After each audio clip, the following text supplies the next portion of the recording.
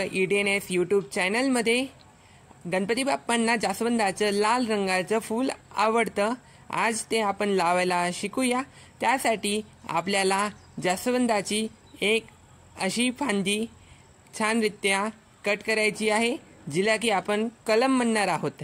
त्याची फक्त कोवळी कोवळी पाने असावीत आणि ती सेमी मीडियम प्रकारची असावी. त्यानंतर आपण घेऊया कोरफडचं एक पान, ज्याला की बऱ्यापैकी गर असावा. आपल्याला हाताला ही काटे लागू नयेत म्हणून आपण ती काटे काढून घेऊ शकतात. या कोरफडच्या पानातून सुरुवातीला एक पिवळा कलरचा पदार्थ निघेल, त्याला आपल्याला निघू द्यायचे. त्यानंतर आपण तिला वापरू शकतो. त्यानंतर हे सेमी हार्ड प्रकारची ही काठी आहे, जिला आपण कलम म्हणत आहोत. तिला आपल्याला खाली ज्या ठिकाणी आपण जमिनीत तिला रोवणार आहोत, तिला तिरपा प्रकारचा कट द्यायचा आहे, साधारणतः 45 डिग्रीमध्ये. कलमचं आपण जे टोक जमिनीत रोवणार आहोत त्याला या पद्धतीने आपण 45 डिग्रीमध्ये तिरपा कट दिलेला आहे. आता ते निर्जंतुक करण्यासाठी आपण ह्या कोरफडच्या पानाचा वापर करत आहोत.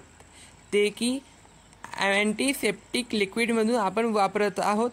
तर अशा पद्धतीने आपल्याला ही कलम त्या अँटीसेप्टिक लिक्विडमध्ये बुडवायची आहे आणि संपूर्णरित्या आपल्याला हे अँटीसेप्टिक लिक्विड लावून घ्यायचे आहे. त्यानंतर आपल्याला साधारणतः 1 बोटभर ही कलम जमिनीमध्ये रोवायची आहे. आजूबाजूला हे अँटीसेप्टिक लिक्विड परत आपल्याला टाकून द्यायचे आहेत. एक मात्र लक्षात ठेवावे की सर्व माती ही भुसभुशीत असावी. बरोबर 1 जुलै रोजी ही कलम लावली होती. आज त्याला 12 दिवस झालेत, म्हणजे आज 12 जुलै आहे. तर 12 दिवसामध्ये याने ग्रोथ दाखवून दिलेली आहे. आपल्याला ही कोवळी पाने आलेली दिसतच आहेत. ज्या ठिकाणी नोट्स होते त्या ठिकाणी ही कोवळी पाने आलेली आहेत. ही कोवळी पाने आपण पाहू शकतात. फक्त 12 दिवसाच्या अंतरावर ही कोवळी पाने आलेली आहेत. कारण की तसंच पावसाळ्यात लावलेलं होतं मी. जास्वंद आपण भर हिवाळ्यात किंवा भर उन्हाळ्यात लावू नये. तसं तर याला थोडंसं तापमान लागतंच, परंतु तरीही भर उन्हाळ्यात अथवा भर हिवाळ्यात लावू नये. मान्सूनमध्ये याची ग्रोथ चांगली दिसून येते. आज बरोबर 21 जुलै आहे, म्हणजे कलम लावून आपल्याला 21 दिवस झालेले आहे. आणि या ठिकाणी ह्या कलमने आपल्याला चांगलीच ग्रोथ दाखवून दिलेली आहे.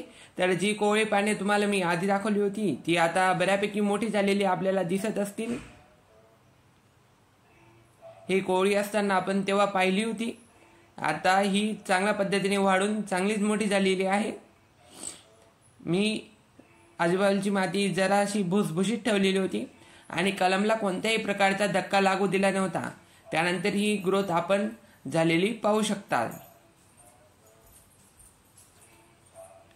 बऱ्यापैकी मोठ्या कंटेनरमध्ये आपल्याला ही कलम लावायची आहे. सुरू झालेली वाढ आणि मोठी झालेली पानं आपल्याला सांगतात की आपण लावलेली कलम योग्य प्रकारे ग्रो होत आहे आणि सक्सेसफुली जगून गेलेली आहे.